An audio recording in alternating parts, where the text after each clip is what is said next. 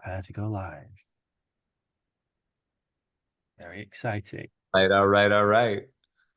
Power of technology. We are live on multiple social media channels at the same time.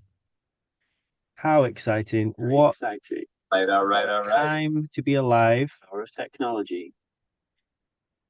With all of these options available to us. How cool.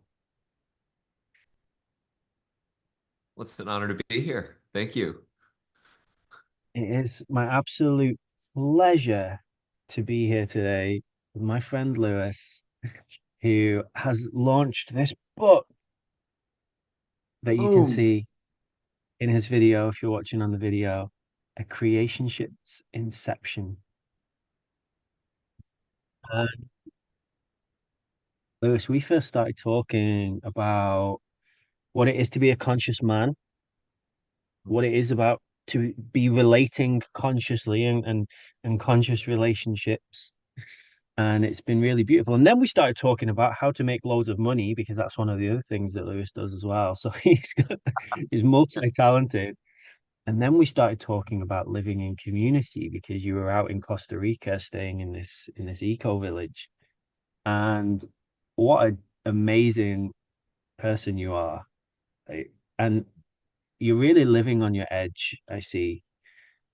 And you've launched this book, everyone, based on something really challenging that happened in your life. Do you want to tell everybody what is the book? Why did you create this? All right. So I'll go all the way to the depths of the intention.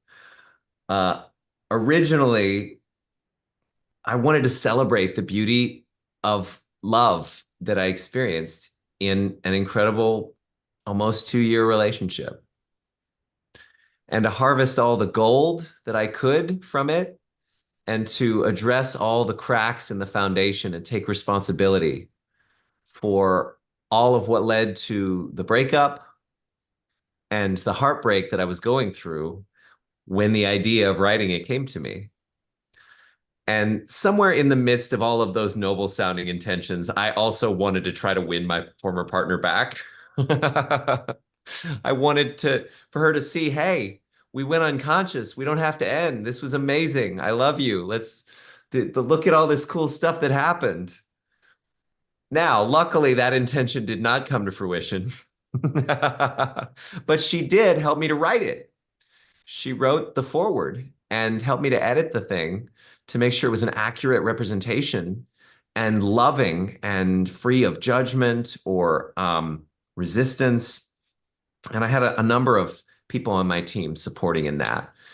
So the idea of a creationship's inception is it's a relationship that's about more than just itself.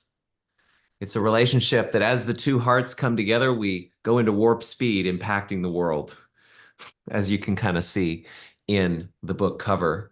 And Inception being, of course, the reference to the movie where I'm trying to convey an idea and have you get that idea in a way that you can't ever not get it again. Like you've got it and it stays with you.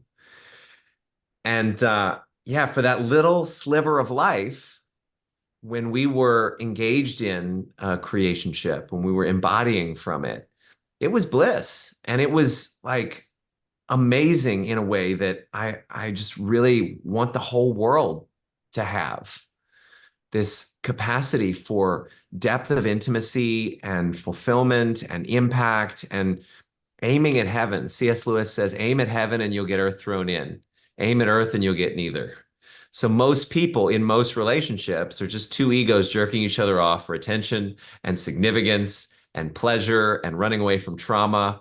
And a creationship is at least a couple steps above that, where it's like, oh no, we're here for a reason that transcends us and our egos. And it's okay to have things so long as things don't have you. And the moment you think you need something from your partner, or to have a partner, or to have sex, or a date, or whatever, is the moment you've bought into the illusion and the delusion of codependence, not the diagnostic and statistical manual of psychiatry and disorders version of that, but the the version of it where we've outsourced our power, our wealth, our abundance, our experience of love to some force or someone outside of us. And that's not who or how we're meant to be as soul. We're meant to be two instruments singing as part of a symphony that where we receive love through each other rather than getting attached to receiving love from each other. And I know I opened up a whole bunch of portals with that, but did I answer your question? Me and my wife have a really amazing relationship, and we were best friends before we got married, and so we very much are living that. We have a joint visions together, and we don't have big expectations of each other. We very much I want her to have her life and her be her own fully complete being that thrives, and for me to be that too, and for us to create things together. And it seems to work really well because there's no pressure to have to be anything that you're not. And this is revolutionary for most people because they put so much pressure on their partners, and it can be really, really difficult. And I interviewed a guy called Neil Donald Walsh who wrote these books called Conversations with God. And I love his way he explains, because he's got an amazing relationship too. He says a relationship is your opportunity to fully express who you are. Like that's what the best relationships are. It's for you. You're there to express being giving, being kind, being loving, being whatever. It's not like what you get from the other person. And when you're talking about this creationship, that's what I feel. If more people entered into relation with each other consciously, it's a really fun thing to do. I even do it with friends there. So I say, what kind of friendship do you want this to be? Like, what would you love to do together? What could we? How would this be fun for you? And they go, what do you mean? They're just so used to relating unconsciously.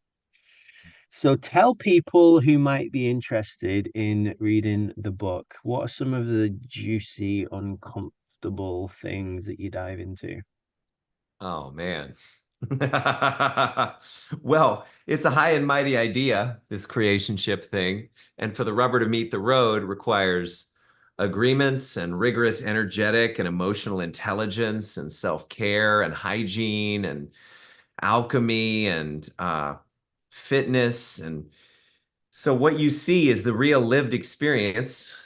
Only a few of the names have been changed of what actually occurred inside of my relationship to she's called Sally in the book. And so some of the nitty gritty sort of raw details. So we say conscious relating through polyamory, entrepreneurship, and a cult-ish, which is the only thing that is showing in this background currently. It's really funny. A cultish? What? So we had a little joke about that earlier. So like being in polyamory and finding out that your partner is having sex with her former partner and hasn't told you for 3 months, or attempting to practice monogamy, but being clunky as fuck after 10 years of polyamorous practice, or, just discovering that at the depths, what was intended to be mutual service to one another, and which was this really beautiful container, was also like infected by the desire to use each other for significance and attention and to feel better and to run away from responsibility. Like there's a lot. There's a lot in there. And what people have often sort of acknowledged or appreciated or complimented about the book is me being so rigorously honest and open and forthright about my process and my peccadillos, like the things that didn't work that I did, and just falling on my sword and taking as much responsibility as possible for it. And then even near the end of the book, when like I was in this space of still kind of reaching and desiring and hungering and hoping for something with this former partner, even friendship, before I realized, all right, well, that doesn't work. Like we've got our different paths. There was this wobble of like trying to resolve, what did this mean? And how do I articulate that for myself in such a way that I hold my healthy self-care and boundaries and standards, And I don't shit on or even should on her for her choices or what she's doing, no matter what I think about how dysfunctional or damaging or how painful it even was for me. Like, so providing a safe space to see the best and vote victory and see perfection in whatever she did and whatever I did and how we both showed up. Got a quote running around my head, and it's a very interesting one that we could probably unpack for hours, but it's something I've really lived. And it's this idea that some people come into your life for a reason, some people come into your life for a season, and some people come into your life for a lifetime. And and this is where I see you and this book concept and your relationship. We can try and hold on to a relationship forever, and this is what a lot of conventional marriage does, until death do us part. And really, it might just have supposed to have been a season. Maybe you're supposed to be together for 4 years or 4 months or 4 days. I don't know. Someone can transform your whole life in 4 days, right? Yeah. And and there's this part of the Western human experience anyway, where we really try and hang on to things longer than it's healthy, and that creates a lot of dysfunction. If you're really trying to hold on to something that you're supposed to let go of, if that's the highest path to. And it's brought me a lot of comfort, this idea that someone might just come into my life for a reason. And once they've served that purpose, they go. Our contract is done, our agreement is done, whatever that is in the grandest scheme of things. And that's very easy to talk about, from a philosophical perspective. When you're living it, it can be more difficult, obviously, to be with. How do you see that? Have you come to realize something similar around this particular relationship? And now it's launched you a book, right? Like so much good has come from it. Yeah, I had no idea when I was sad and complaining on Signal to my buddy John or my earthwaking community down in Costa Rica that oh, you guys, you're not in person, you're not in bodies.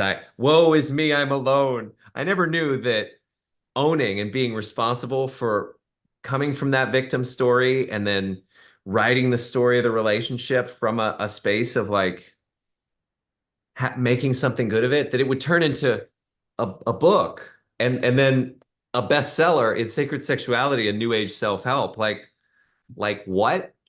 And yet, that journey, like it was all worth it. Everything that happened before the writing of the book that led to the writing of the book and the publishing of it was dharmic. It was meant to be.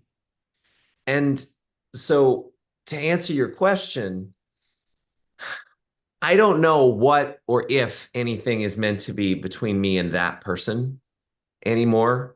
My little ego has moments of desire because in the process of writing and publishing the book, I fought to make sure that every word and every expression was honoring to her and was supportive of her, even to the point where people are like, I really want to meet her. Like I want to get to know her. I want to support her in thriving because someone who's got all of this. And so like one of the greatest journeys was surrendering into, and it stripped away the rescuer. It stripped away what was left of the hero in me, like the disempowered, seeking significance through saving people kind of thing.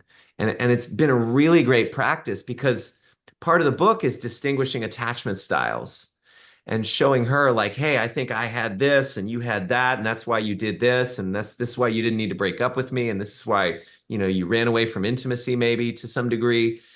And so that part is useful for people who want to sort of diagnose and understand themselves. But for her, it was just a moment. Like, to the best of my knowledge, she didn't take on the direction that I was giving her.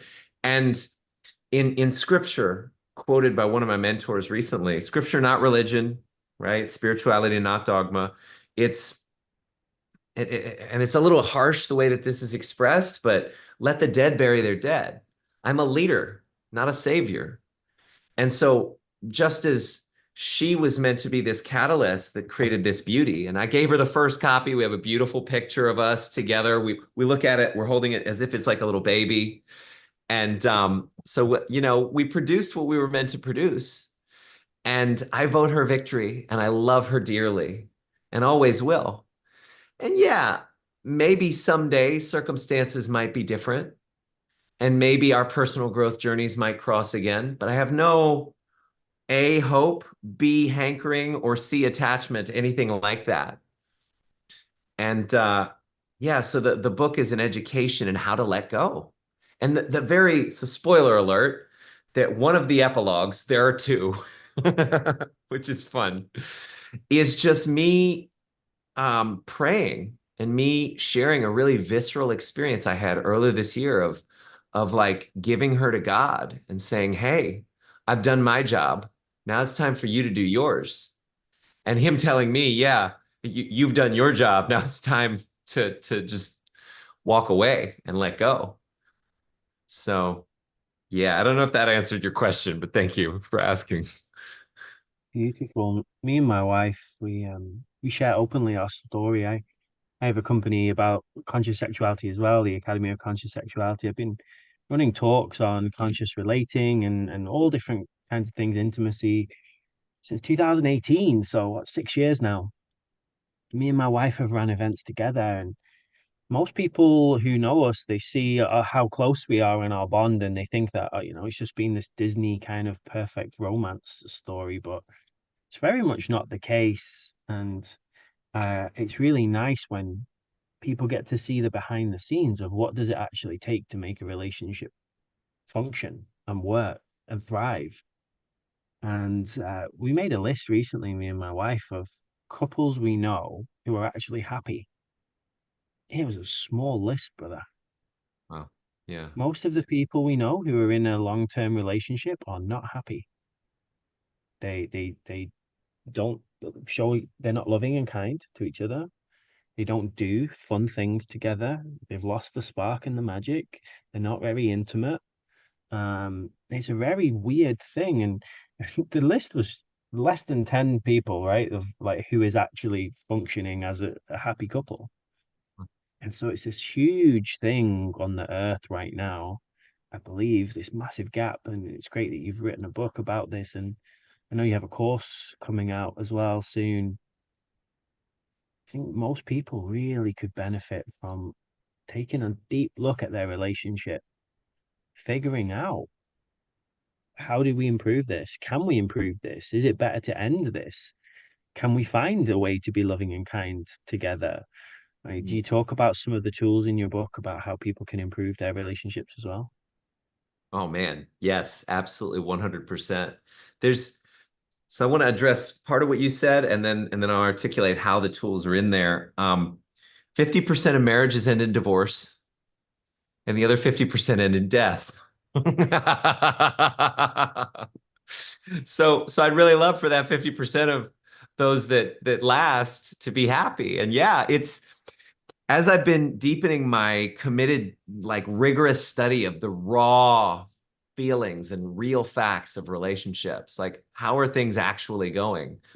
There have been moments where I could have gotten off the train of hope and faith and said, all right, well, I guess most relationships are just like they either uh, uh, end as a shit pile or they're like numb and like so I haven't lost hope, but I have seen behind the curtain. And as you say, it's very rare. So in the book, my commitment is to give people the best tools that I have. Now, I've written two books. The first book was an encyclopedic relationship coaching program inside of a book. Came out to 600 pages when it was like if we were to format it and re-release it as like a physical book, right? This Have is you much seen the shorter. have What's you seen that? the meme of the book on how to understand women? Volume one is by Yeah. Yeah, yeah. And so, that there's that book. And if anybody's interested in that, they can come to me or go to my website for it. But it's called The Treasure of Souls Touching, a Hurricane, a Pandemic, and a Stolen Car. So that's what like, your website, brother, in case anyone wants to check it out. yeah, lewisbrantmeyer.com. Just my name, lowercase, no spaces. And so that's the encyclopedia. But here's the thing. most people are not going to sit down and read an encyclopedia. They want a story. They want, like, it's easier to illustrate points through telling a story. And I just so happen to have lived a great story. And it's like crazy shit. I mean, we live at a self-sustainable off-grid village. I for 4 months, her for about a month, in what has been called a cult. It's cult-ish if you walk in without clear sense of your sovereignty. Any community, even culture, could be that way. So like, and I love Earthwaking University. I talked to John about this. I was like, hey, dude, I'm gonna call you guys a cult-ish. And he was like, all right, fine. That's cool. I know you mean well and you're not trying to harm us. And I was like, okay, cool. Because it's the community through which I found the most love and where most of the tools of the book come from. Most of the best distinctions, conversations, practices. So in chapter 4, the chapter is called Enter Earthwaking, it starts with the phrase, I loved watching her when she cried. And then I go on to say, not because I'm some kind of sadist, but because we would often engage in transformational paradigm therapy together. I would hold space for her. She would reach into her garden, pull out a weed of some stinky, painful sort of trauma or unfelt pocket of emotion, and she would return to the truth and recover her sovereignty and her capacity to experience peace, love, and joy and bliss and easeful relating. And we would often trigger each other, and then we get to go off, we get to go off on our own and do the work. And so, yeah, in outline, it's there. And it's not like a rigorously algorithm, like recipe per chapter, like now do this, this, and this. We more show the tools so that someone will have buy-in for like, hey, I want a relationship like that. And then they can comb back through because there's a lot of subtleties in the words of the chapters and in the descriptions to where somebody could pull out and tease out how to work the things. And then what I've found, as I'm sure you've also, the best place for someone to get skilled up inside of any capacity is with a coach. So at the very end of the book, I talk about how powerful the Awaken Relentless Love and Partnerships course was, and will be again, and the impact it had at that time on my men. I'm opening it up to women as well this time, as a place for like really stabilizing and grounding into these tools. So it's more of a teaser trailer for the tools than a like manual. So there you go. Wonderful. Anyone listening, like, for me, it is an essential part of a conscious relationship that you are both improving yourselves and constantly coming back to the table. We call them relationship meetings in our teachings. Coming back to the table as your new people, the newest versions of you, and saying, okay, how do we relate now? And me and my wife met at a public speaking training event, and we both did this 3 day intensive public speaking course together. So we were really on our edge when we met, and we got to cry together so much. You know, it was very beautiful. So I really relate with that too. And then we did another 3 day program together, and it was phenomenal. And this is what I say to so many of the couples I work with. I do marriage counseling, I do all sorts of stuff because I get called there. Go and find a program to do together, whether it's your program. So Lewis has a program coming up, go do it, right? Or go find something, if it's a tantra program or a personal development program, like find something you can both get into, pull out the weeds, like you said.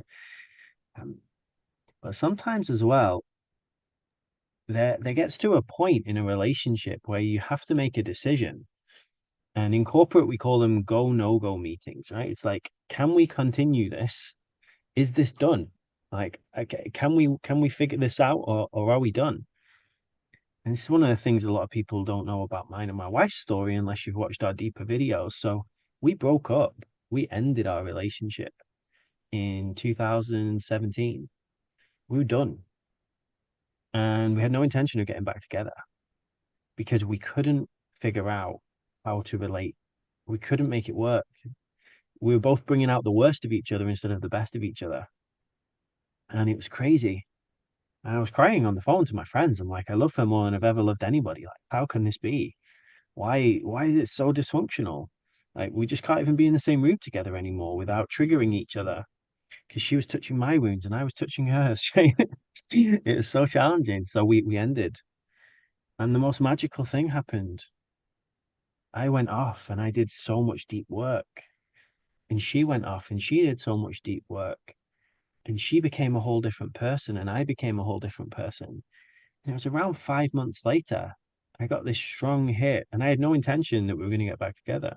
Got this strong hit to like go and connect with her again. And we went and we reconnected and we fell back in love as two totally different people. And ever since then, things have been fantastic. Still challenges, but still fantastic. And sometimes you need an ending to create the next part, the next chapter, the next version of yourself. But so many people are scared of the ending, aren't they? Mhm. Yeah, there's a practice that I recommend called the conscious breakup. It's different than conscious uncoupling, which is amazing work, and I highly recommend that too, in order to sort of tie up all the loose threads energetically, emotionally, financially, logistically. But the conscious breakup is like you take the time to acknowledge to their face in a meeting with them everything that worked and then everything that didn't, and celebrate and just like pour all the love out.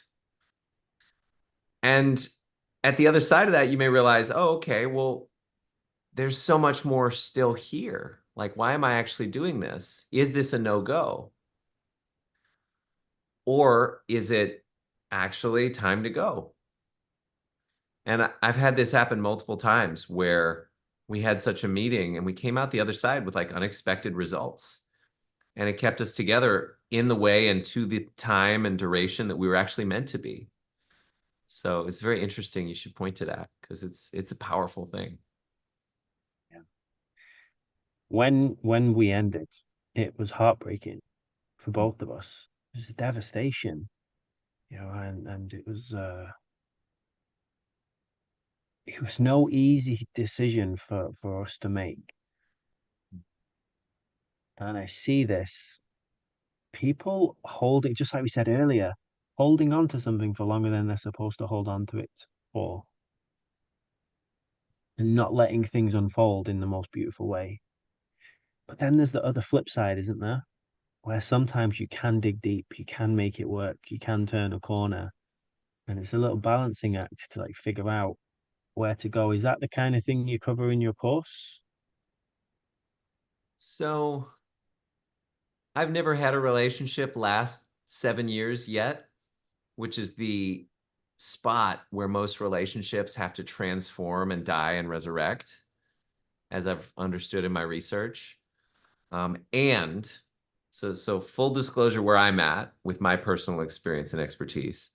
The tools in this training, the tools in the book, yeah, could be used to support people to recover the inspiration and the love that was previously present, which has become obscured or opaque or veiled by recrimination, by judgment, by story, by an accumulation of unaddressed charge.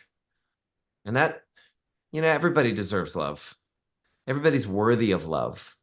At the end of the day, when people ask me, what is this about? I'm like, love is possible and a better love than you could have ever imagined, and for longer than you could have ever imagined, in a more fulfilling way than you could have ever imagined. So that's what I'm standing for, regardless of what it looks like.